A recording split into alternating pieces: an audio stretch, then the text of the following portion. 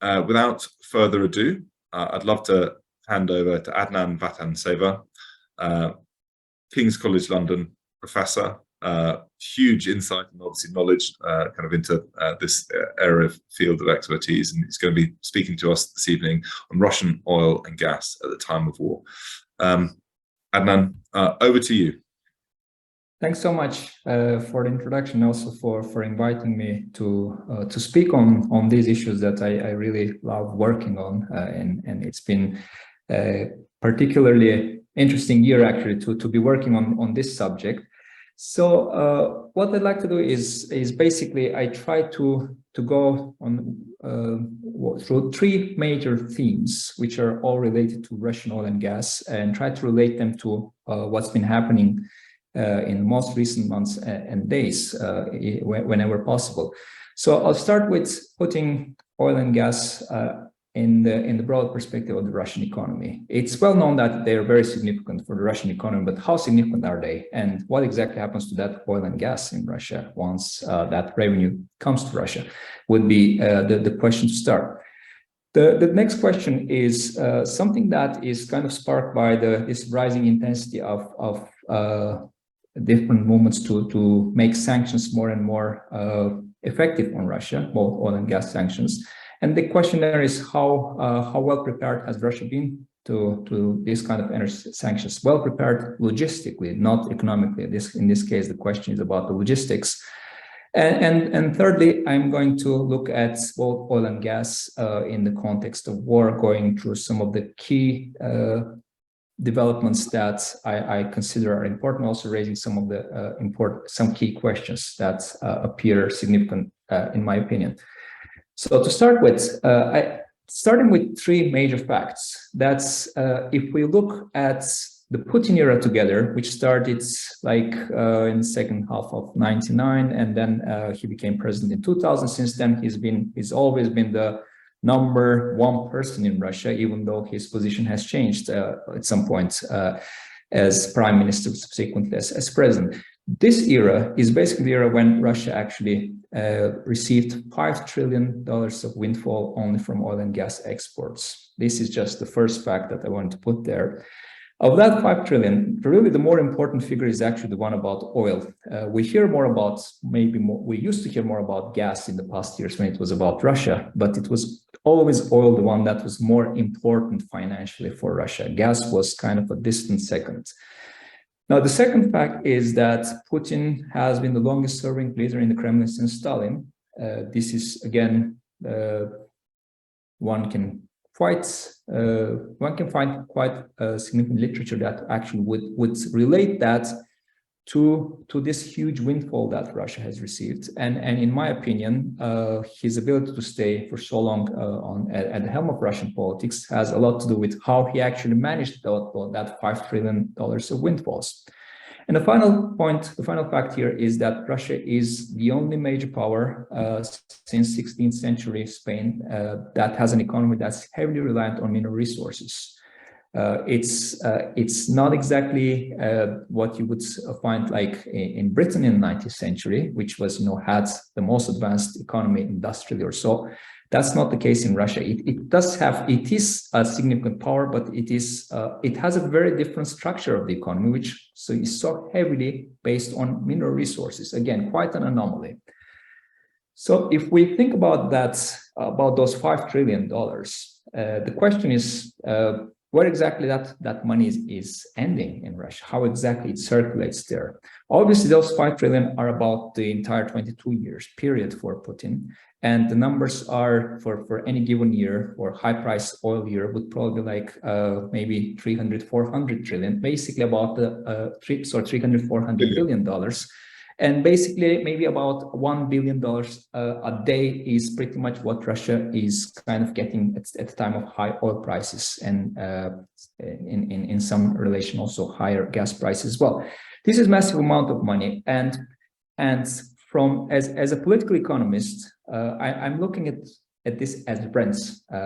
Then there are some fundamental questions that any policymaker at the helm of politics has to make constantly. And just to go very quickly through them. One of them is about who should be in the business of generating this wealth, because it's a really important distribution question about what part of the elite should be satisfied and what part of the elite could be could remain very disgruntled. That's been a subject that has been on Putin's mind for a very long time. And there have been a lot of changes in Russia's oil and gas business in the past 22 years. And the main change has been a great tendency towards centralization of that process, where you may have private businesses, but they are not exactly as private as you would think. They don't behave as private. They more or less exhibit many of the features of national oil or national gas companies to a large extent.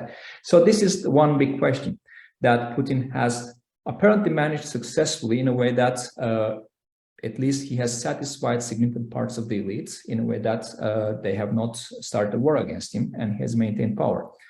Then the other big question is, how do we collect those rents that are generated there? Because in the 90s, Russia was failing to collect a big portion of that. And one of the first things that Putin did was to revamp the existing tax model. And he's been extremely successful in collecting those rents from those rent generating companies. Russia has been a lot more successful in doing that in the oil sector than the gas sector, as the tax rates have been a lot higher for the oil sector. So that's why you have a lot more tax revenues for the budget in the oil sector, from the oil sector than the gas sector. Then the next question is, what happens to that money that's collected in the budget, and how exactly should be spent? This becomes a political economic question about what part of the society needs to be pleased, and also what part of the elite needs to be pleased through various procurement contracts and so on, and what part of the money needs to be saved actually in case Russia faces some exogenous shocks, as it's this year, war and sanctions. So this is again accumulating part of those funds. Russia has gone through several booms and busts already in the past 22 years, and its response every time has been quite different. It has been learning. The leadership has been learning a lot from its mistakes during that process as well. And there's also the final quadrant here on the southeast corner, where you can see that oil and gas companies, apart from paying taxes, they actually pay also billions of dollars in addition to paying taxes. They just do it in different ways. It could be bribes, it could be excess cost contracts, it could be like overpayment for different services, it could be subsidies and so on. You can think of that also as kind of a quote-unquote additional budget for the Russian government, but a budget that does not go through this budgetary process. There is nobody that needs to oversee that. No MPs, nobody. It's something that is decided at very high level, and these are billions of dollars that could actually flow to support a certain social project, that could flow to build a major road or major industrial project in a particular part of Russia.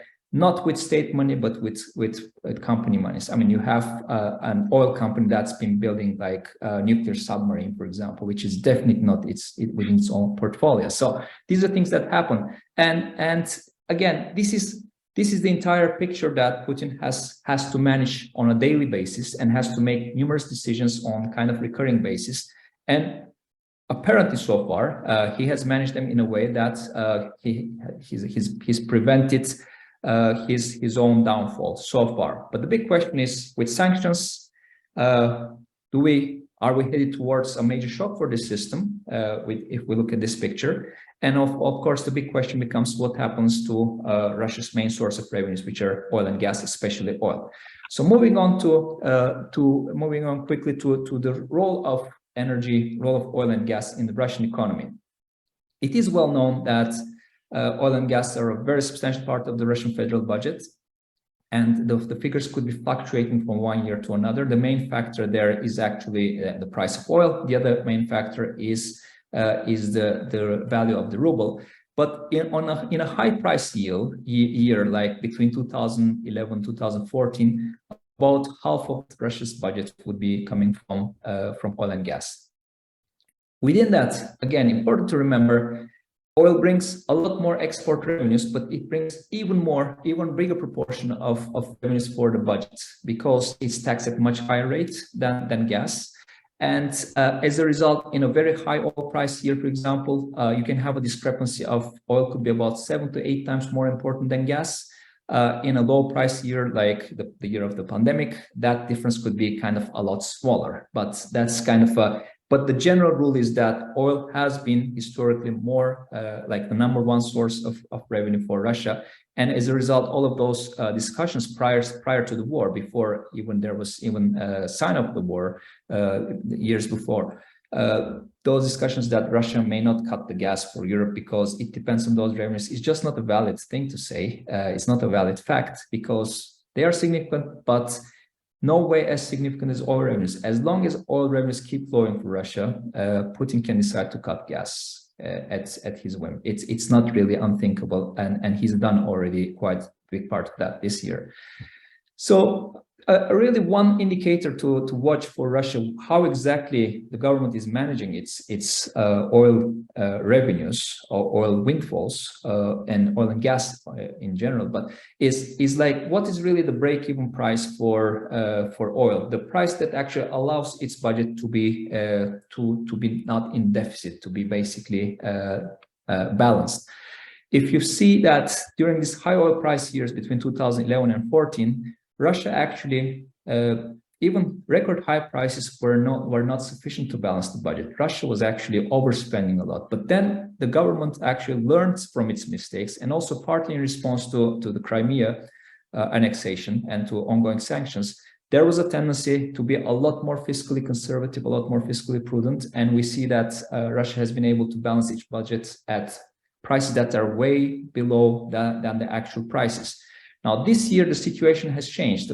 Based on the last data, Russia actually right now needs like around $95, $96 a barrel to balance its budget because of expansionary spending because of the war and social spending, which this price is actually below the price that Russia is getting from the world markets currently. So again, it has been pushed in a direction towards incurring budget deficits, which was something that for a big part of the Putin era, the era has been marked with budget surpluses rather than deficit. And how Russia is doing in comparison to other countries, how Russia has been doing in the previous years, it is, again, one probably for many, not a very expected fact that in relative terms, Russia has been doing pretty much adopting a much more fiscally conservative approach than many other oil exporting nations, such as especially like Iran or Venezuela.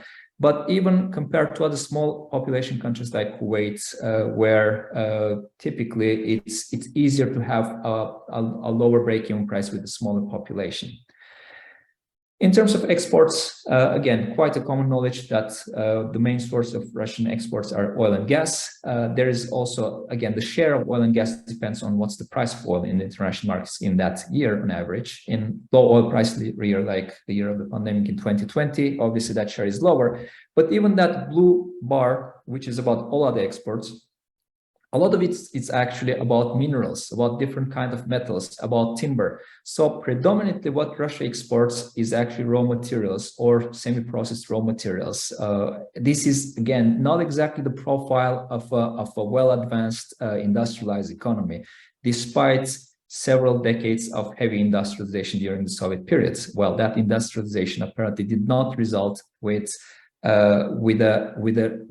different industries that are international competitive, with very few exceptions, like military and nuclear, but also the oil and gas business, where you actually don't need really to develop a very competitive industry as long as you're operating at the prices that are below global prices.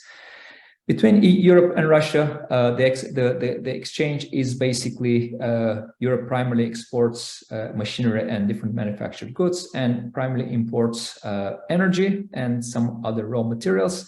This is, again, a picture that hasn't really changed in any significant way. I think that point is an important point because there was something that happened in 2014, which was, Russia annexed Crimea.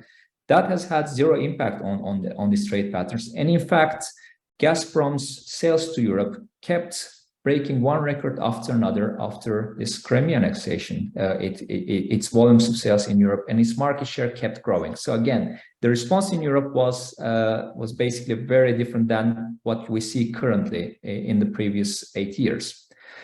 So the next question was Russia logistically prepared for energy sanctions? Well, if we look how exactly Russian oil and gas moves, there is the brief answer here is that for oil, yes, it has been prepared. And in fact, Russia was prepared already a decade ago for this. It has had like two main aspects of its strategy for oil and gas abroad. One is to develop a surplus capacity for its pipelines and for its export network, enough to bypass any transit country. And this was specifically accomplished in case of oil, but not in case of gas. And the other one was to shift the growing share of exports to Asia, where the growing market is expected to be and is already. Again, accomplished to a large extent in case of oil and not accomplished in case of gas. That is still in progress. Gas appears to be more than a decade behind oil in terms of accomplishing these major objectives. And in that case, logistically, in response to sanctions, Russia does appear to be more or less well prepared actually to shift its export destinations from one route to another and to find some buyers in the global market. Whereas in gas, it is predominantly stuck, at least in the medium term, and even in the longer term, there are really not that really bright options for Russia in case of gas. And here it is just a very summarizing photo about where exactly Russia's oil infrastructure is. Russia can actually decide to entirely shut down the Druzhba pipeline and still operate its oil exports, not if they won't be any significantly affected. Or it can actually maintain the Druzhba pipeline and shut down one of the other routes, the Baltic route or the Black Sea route. It has actually developed sufficient capacity to move its oil to global markets. Again, it cannot do both at the same time, but it can do at least one of them. For gas, that's not the case. That's very much its infrastructure has been oriented to serving the European market. So moving on to Russian energy since the onset of the war, starting with oil. If you look at this picture, again, the oil is the main source of revenues for the government, and gas being the second significant one. If there is something interesting that's been happening since April, where there's been more or less quite a drastic decline in Russia's budgetary revenues from oil and gas. This is not because, well, this is in part because of lower oil prices, but that's actually a very small factor in this picture. The main factor in this picture is actually the ruble. The leadership decided that, Putin decided that keeping a strong ruble was kind of equivalent to telling the world that your sanctions are not working. And indeed, initially the ruble collapsed, and eventually the ruble became stronger than it's been for quite a few years.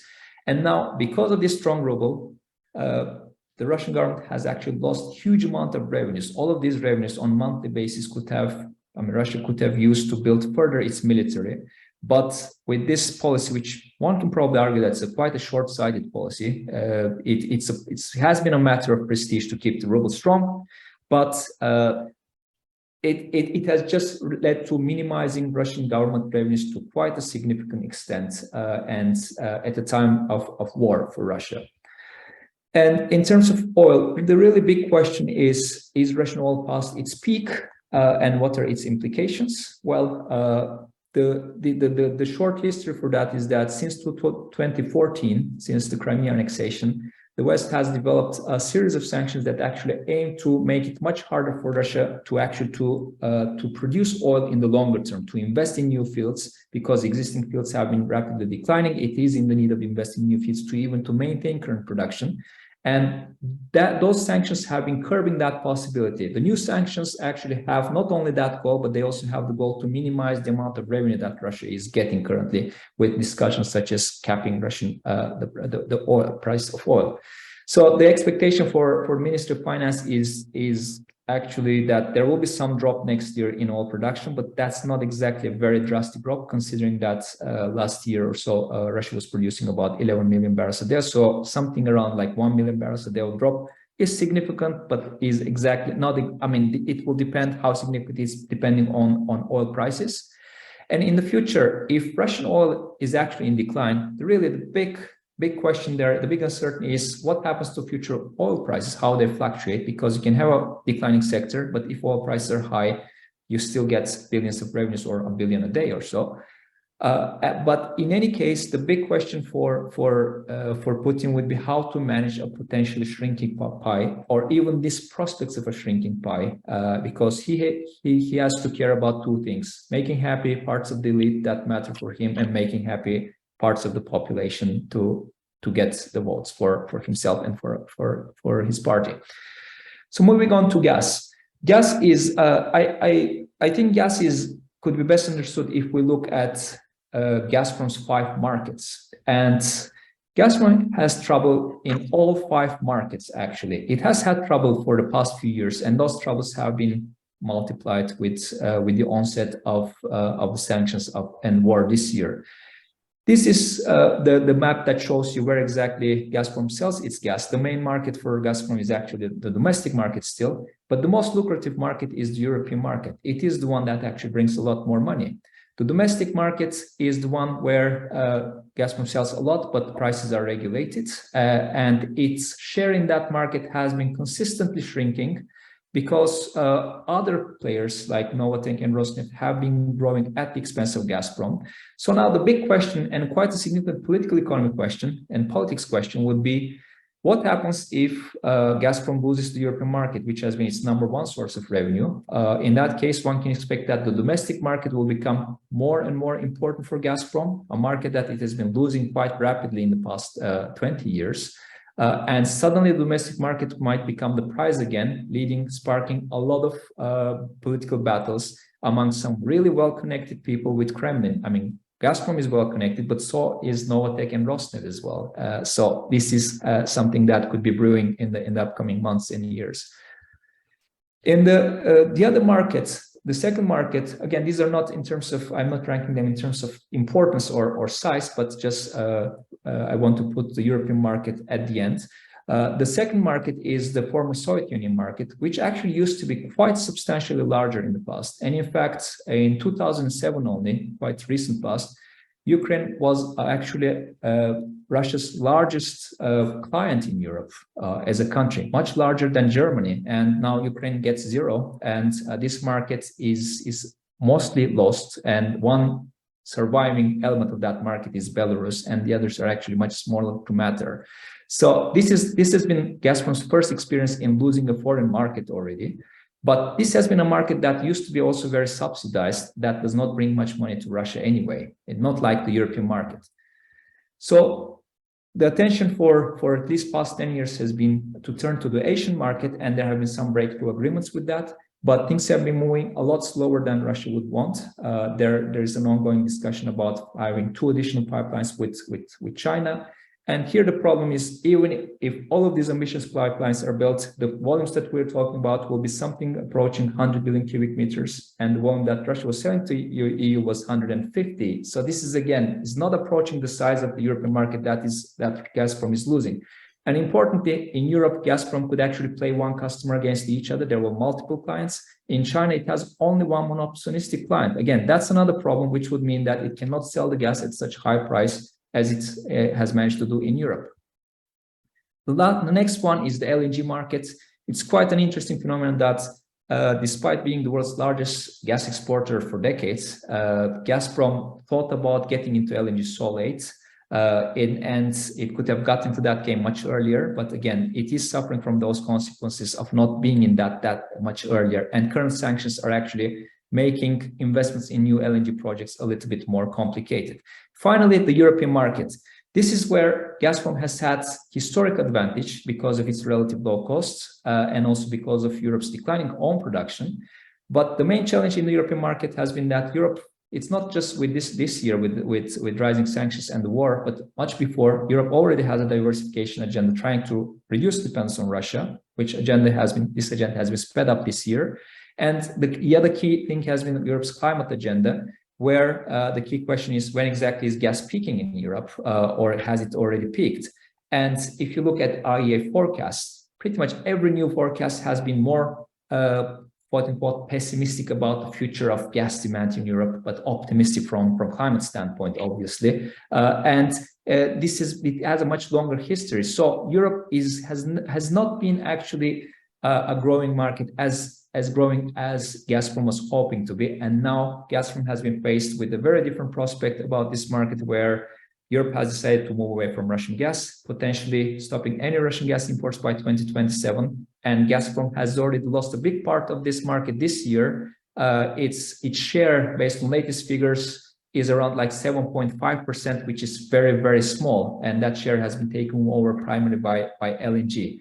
This is basically the picture that tells you this green area about LNG has been growing, and Russia has been shrinking from 38% to like 7.5%. Quite a big difference compared to even past couple decades or even longer history.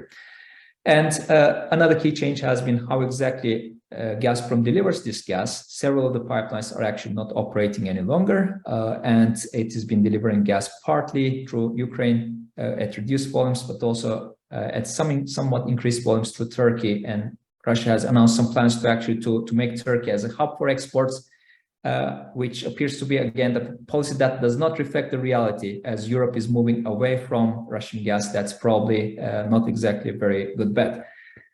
And just final words about how Europe has been reacting and how effective it is. It's, I guess, in terms of effectiveness, it's too early to say, but there are more and more countries that have been signing new agreements with different potential suppliers. More countries have shown interest in building LNG facilities for importing, including Germany, which had really ignored that part of the energy security as a significant question, and finally waking up to the reality that LNG could be part of your energy security solutions.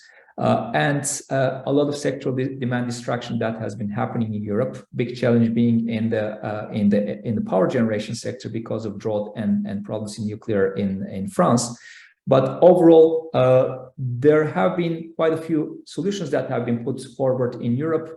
The main problem is that many of those solutions are mainly long-term solutions, which do not answer the question what happens next winter or the winter after that.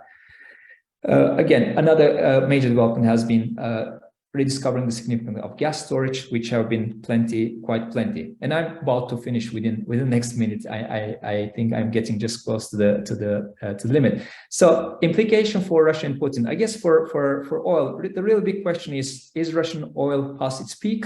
And if that's the case, if Russia has started getting into that trajectory of becoming smaller and smaller player in global oil, and if global oil prices are actually not high, again, big assumption for the longer run, then we're talking about a very difficult economic predicament for Russia, because structurally its economy is very much based on this resource, on oil and gas exports, and there have been over 2 decades or so different policies that have aimed to diversify Russia, but they have not been really in any way significant. And if one puts this into kind of in a bigger context, Russia used to be it is still among one of Europe's largest economies. But the big question is, with sanctions and with structural difficulties in Russia's economy, is Russia going to be even in the top 15 or top 20 economies in a decade or so? I think that's a very fundamental question with very strategic significance. Then about gas, the big question is, to what extent gas will be weaponized, and what happens what would be the implication of Russia weaponizing gas is the big question, I guess. In the past, Russia was always weaponizing gas in the past 30 years, but it was weaponizing in a different geography. It was doing that in these former Soviet republics. It wasn't doing that in Western Europe, and that's something that's new now, and which raises the question, because once you do that, your fame about being a reliable supplier is demolished, and Russia has demolished that already. And it just basically raises the question: is Putin actually willing to entirely forgo the European market? Has he really given up the market? It's quite possible that he has given up the market. And if the answer is that yes, that he has given up that market, one can expect that he will be further weaponizing gas this winter and next winter, because he does not have too many winters left to use this as a tool. And that's where I'd like to end. Wow, that's amazing. Thank you so much for that. And there's a couple of questions that come in through David and kind of on the messaging chat here as well. I mean, I think the first key kind of question for me is, Putin clearly post-Crimea 2014 was thinking about how the sanctions could impact him, if, and he probably had Ukraine as a plan, always as an objective. How much reserves did he build up, and therefore how much resilience does he have to the current sanctions in place? I think it's a great question. So in the aftermath of the Crimea annexation, there was a very dedicated efforts to actually build, to return to fiscal prudence, because Putin's first presidency was between 2000 and 2008 was very much about fiscal prudence, at least until 2005. He was, I mean, Russia was running one bigger surplus after another, and Russia established all of these mechanisms to deal with fluctuations in oil prices, like establishing an oil fund and so on. And after Crimea, there was a realization that Putin needed to return to that policy again, to be, again, as fiscally conservative as possible, to basically to build a big financial cushion to deal with to build a war chest. You know, that's the a war chest, and he did build. It was like estimated like around $600 billion or so. So this was quite significant. What he really did not foresee was that the Western countries could actually come together, establish a consensus that do something about that, like freezing those assets. And the main indication for that was that there was a clear attempt to move those assets from the US, from dollar-based assets to euro-based assets, assuming that EU countries could never come together and enforce any serious sanctions. There was the assumption that US could do something about that, and very deliberate attempt to move away from that, from dollar assets. But apparently that assumption was wrong. Europe was actually much more successful in getting a response to that, and even deciding to freeze some of those assets. Okay, that's interesting. And from a reserves perspective, you know, a lot of the questions that I'm seeing, especially kind of from an ex-military perspective, it's who has deeper pockets here. So how long can Russia hold out for, effectively, with the reduced income from oil? I appreciate it's not substantial, and obviously greatly reduced income from gas. You know, is it 5 years, 3 years? Because strategically, Putin is desperate also to hold on to power. That's true, and two things here. One is the timing about how long all of those financial cushion could last, and the second thing is how the election cycle in Russia could actually affect that ability to maintain some financial cushion. Now, considering that the next election, if they're not postponed for any reason, are actually approaching, the next election cycle is approaching. It's very likely that Putin would like to spend a lot more, because that's what Russian leadership has been doing prior to elections during previous several times when Putin managed to get re-elected. The estimates, the finance ministry of Russia actually puts the estimate that by the end of next year, the financial cushion will be down to around 4% of GDP, which is a very low figure based on historic standards for Russia.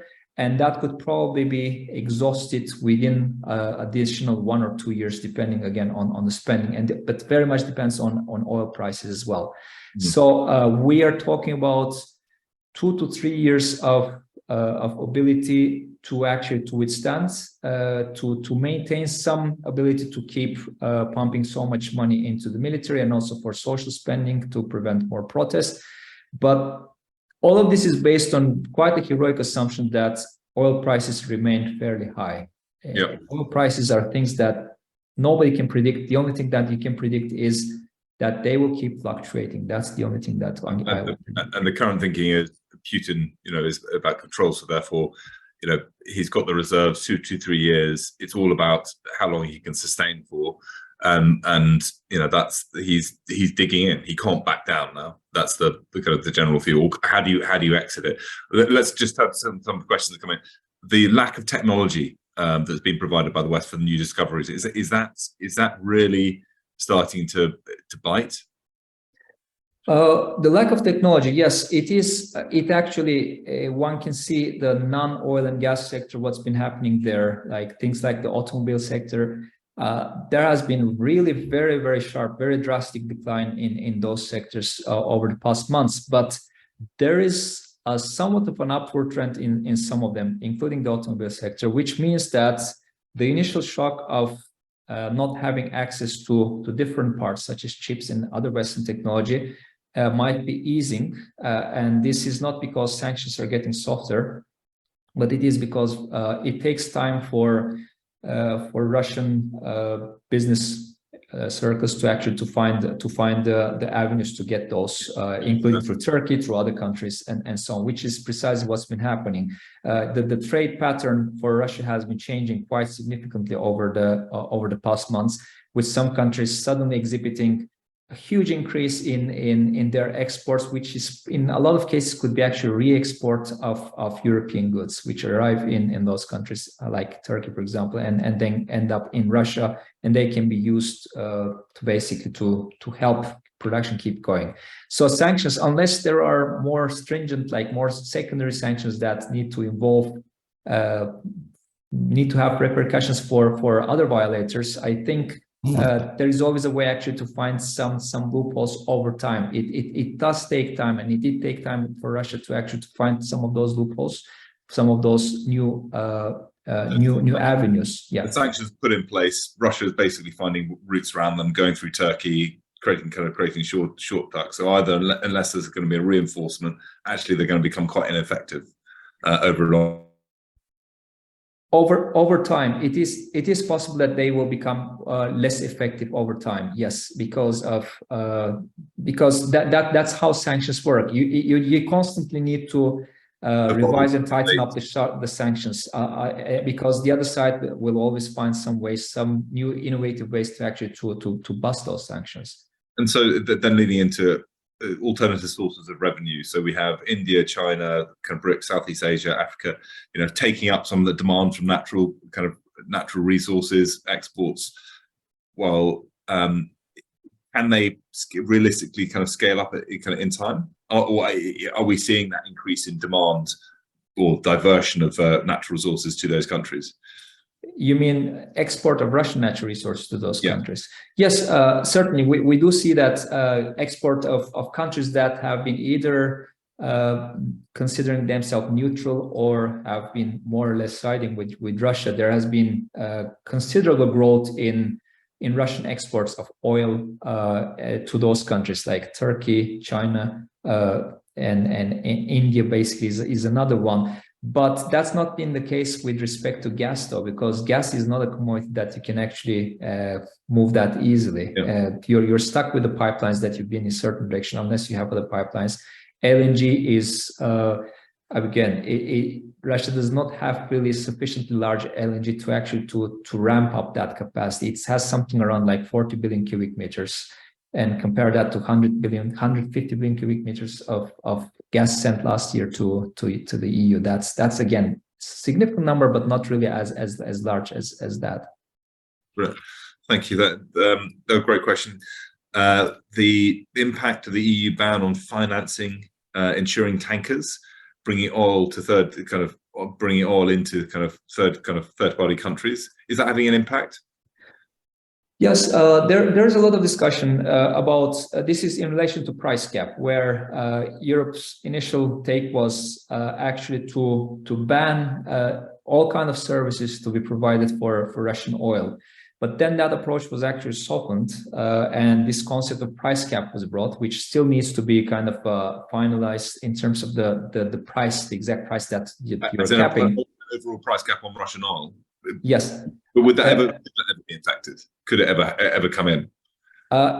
It could come in. Yes, it could come in. But because it comes with some, it does have some advantages, such as it does allow many countries to keep trading with Russian oil and ask Russia for a significant discount. Basically, what's been already happening de facto. But in this case, they will do that in order to basically comply with US and EU legislation in that case, which will be another excuse for them to go to Russia to deal with Russian oil companies.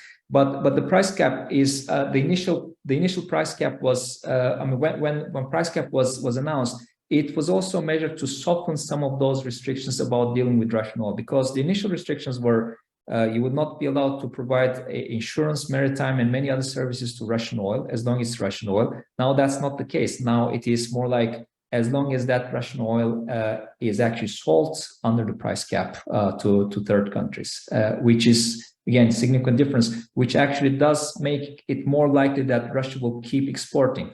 Now the other part of the other side of the answer is that Russia and many other countries like China, India, Iran, and Venezuela included, they do have significant tanker capacity that can actually move the oil, even if Western oil companies don't provide those services. Western oil traders and maritime companies don't provide those services.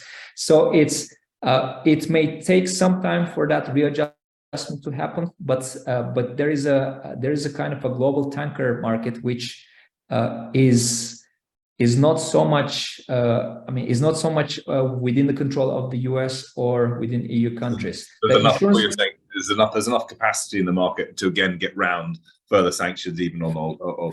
For tanker capacity, yes. The insurance is a different story, because insurance, a big part of the insurance actually happens through the UK, especially secondary insurance. But again, the Russian government has decided to step in to cover some of those insurance costs. That it could turn more complicated than they are imagining, especially if there is some oil spill or something. But again, this is I guess at some point probably the discussion will go in the West about what happens to secondary sanctions, basically countries that are willingly trading with Russia and helping Russia gain so much revenues.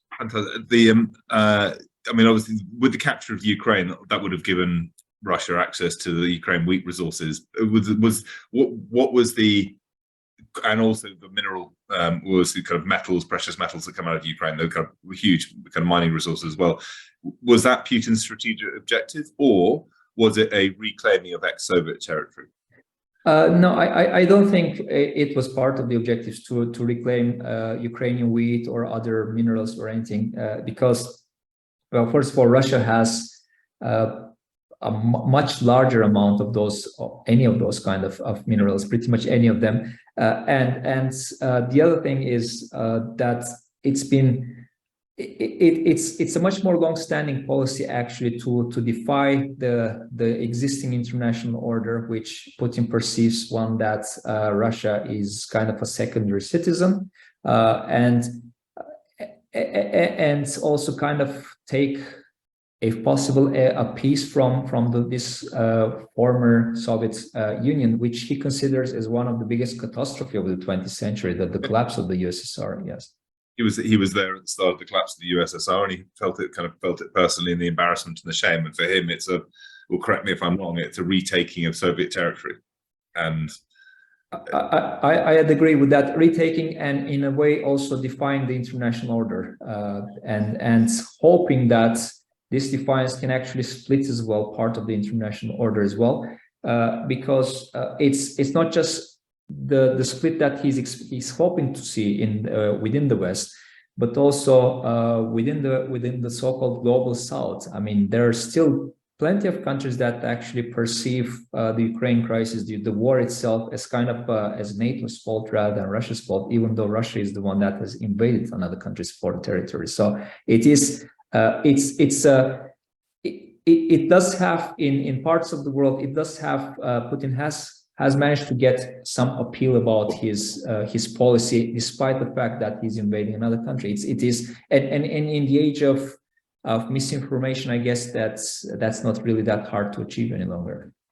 What when Russia was building its troops up on the Ukrainian border, and then moved over into the Ukraine, declaration of war, what would have, you were acting Prime Minister of the UK, what would have been your course of action?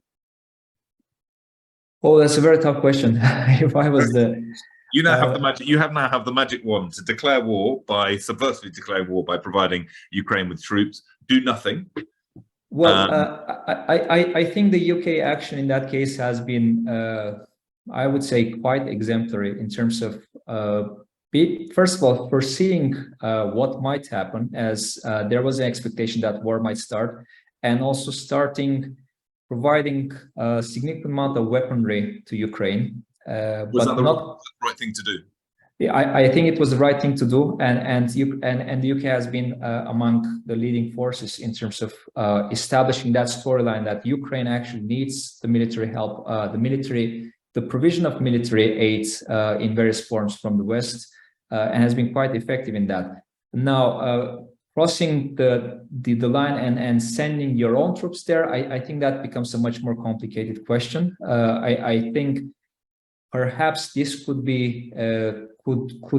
become a reality based on certain red lines being crossed by Russia. I can imagine Belarus potentially being one, bringing them into the war, making it kind of more of a I suppose geopolitical European kind of problem. Yes.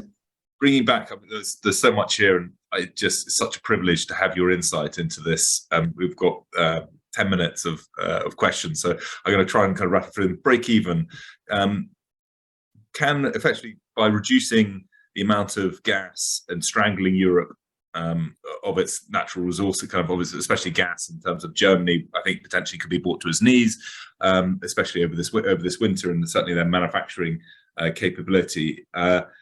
Can Russia continue to reduce and restrict that as an effective weapon, but also break even at the same time, i.e., the kind of balancing its books to continue funding the war, definitely kind of, and obviously which is extremely expensive, and because it has the ability to push up prices, therefore, of natural gases at the same time as strangling the supply. Well, yes, I think it's. I mean, in my opinion, based on all of the information that I gather on this, I mean, I get the sense that Putin must be aware that he doesn't have too many winters to use his gas as a weapon, and he really needs to use that in the winter, because in the summer the impact is not going to be the same. In the winter, you can have people freezing, and it could result in casualties and so on. So this is quite more significant. So I mean, considering that that reputation about a reliable supplier is gone probably forever, one can probably assume that Putin already sees that, and he might have given up on the market and on sending gas to the European market. If that's the case, he will be selling gas to Europe not so much for revenues, but only to basically to have the chance to to use that as a weapon when needed, basically interrupt it in the middle of very difficult, very cold week, very cold 2 weeks or so, if that's the case. Yes, Europe has significant storage capacity, which, unlike previous years, this year it is much more full. I believe it's like almost 95% full already in across Europe. But that storage capacity is great, but it's not a guarantee that you can last through winter. Yes, and the last point is, I mean, Putin can sell maybe about a quarter of the gas that he was selling to Europe next year or so.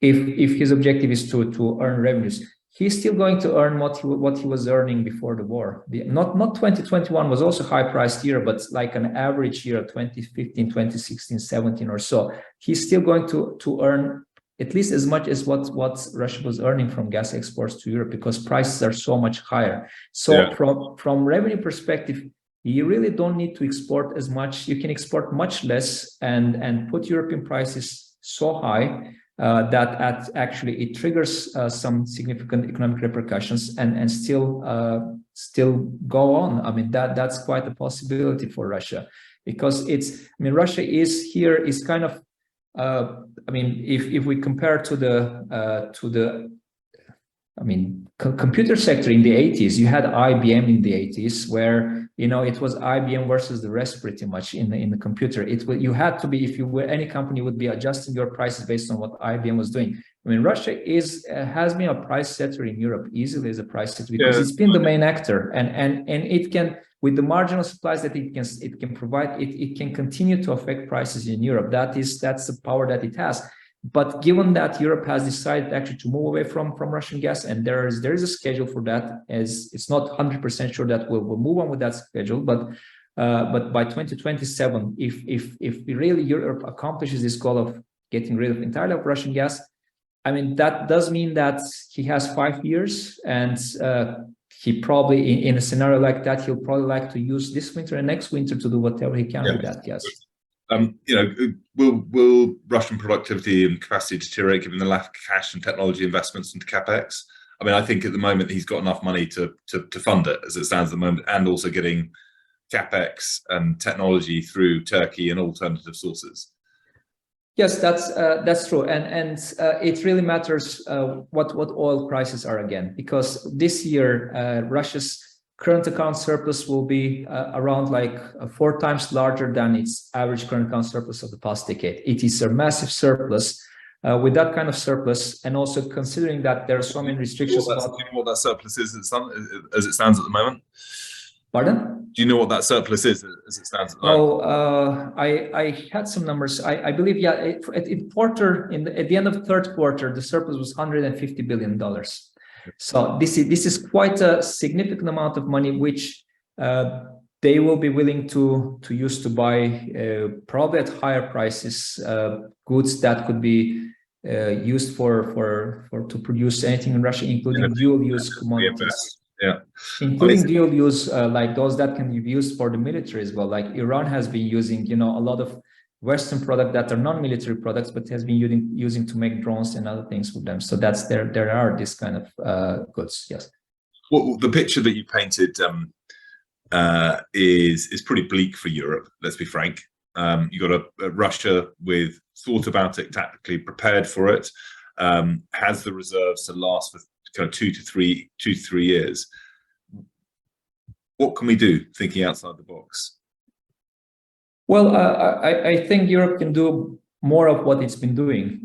All sanctions, the heavier sanctions, third-party countries, making sanctions more effective, but at the same time, for its own energy needs. I do think that it's a realistic trajectory to think that within 5 and especially within 10 years to have Europe that does not use any Russian energy. It's not unthinkable. It used to be unthinkable, but different measures that could be taken. Some of them could be taken pretty much right away, and some of them will take a few years. It is possible to move away entirely from Russian gas, and then Russia's ability to use energy as a weapon in Europe is gone to zero. It is diminished, but then it still has the oil reserve kind of funding from the oil. I mean, correct me if I'm wrong. One of Putin's beliefs is that civil unrest in Europe is going to be the destabilizing factor to allow him to have freedom of movement in Ukraine. When we start to see people dying in Germany because they can't heat their houses, the political will be broken, and then it's a step back from the disapproval about why he's taking Ukraine. Do you believe that to be the case as well? Well, I mean, it is possible, yes, that it can cause some discontent among parts of the population, but it can also well backfire, because the energy crisis in Europe is right now Russian-made crisis. It did not happen just by accident or anything. It's a Russian-made crisis. If somebody is freezing, they should blame Putin for that. To me, that's that simple. I entirely agree with this.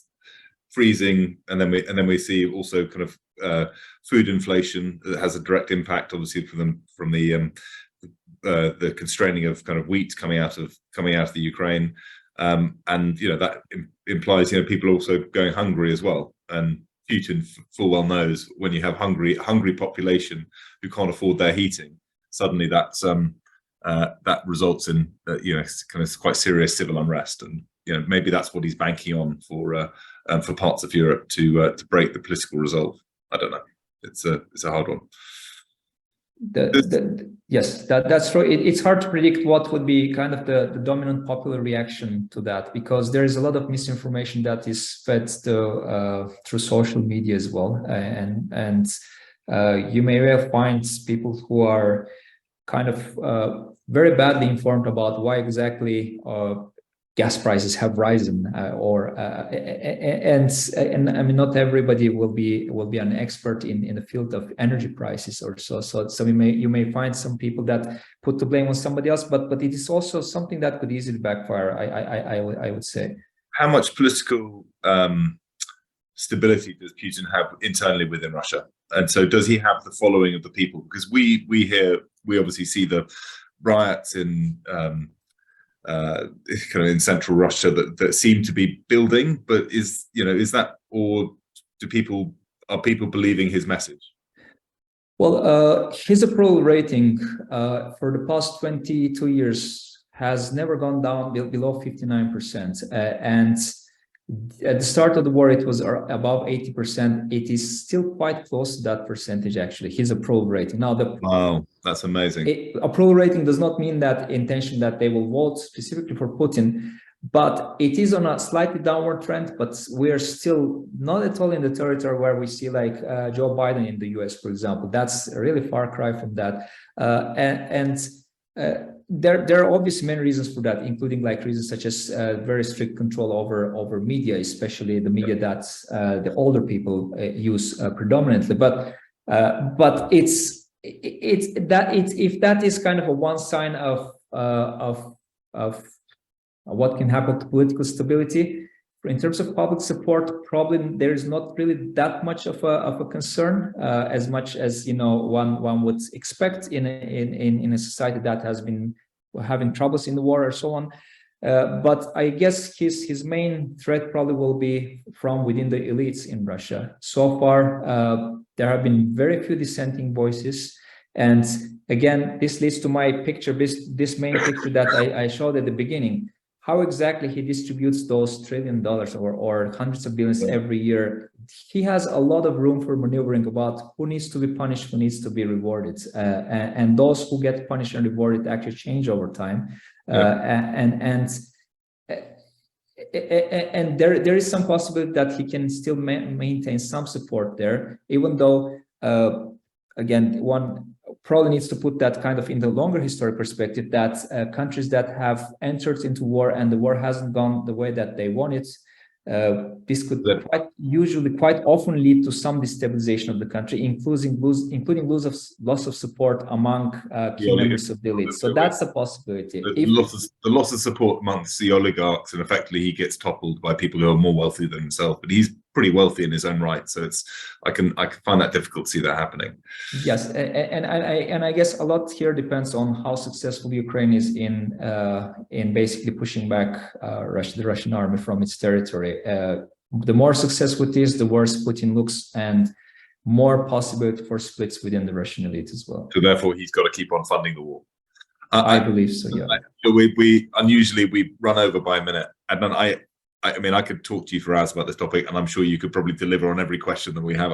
It's been a real privilege getting your insights into this very sad and dark moments kind of within Europe, and many people are suffering as a result of this war, and the unintended consequences, food prices and obviously gas prices, and we're seeing it and feeling it here in the UK. Thank you for shedding light and insight into the background behind how Putin has quite a strong hand, but also the kind of sensible suggestions on how Europe could respond to that, which is effectively tougher, better, and more far-reaching sanctions that really start to bite and really hurt his kind of Russian economy. On behalf of the ERC and all the members, thank you so much for giving up your time this evening, and really appreciated. It's been a pleasure for me as well, and I look forward to talking to you in the future as well. Well, let's do that. Let's do it again in a year's time, and seeing how effective Europe has been, or seeing whether or not we buckled. Effectively, that's hopefully things will be brighter by then. I'm hopeful. Yeah. I really hope so too. Thank you so much, and have a great evening. Bye bye. All those who've joined.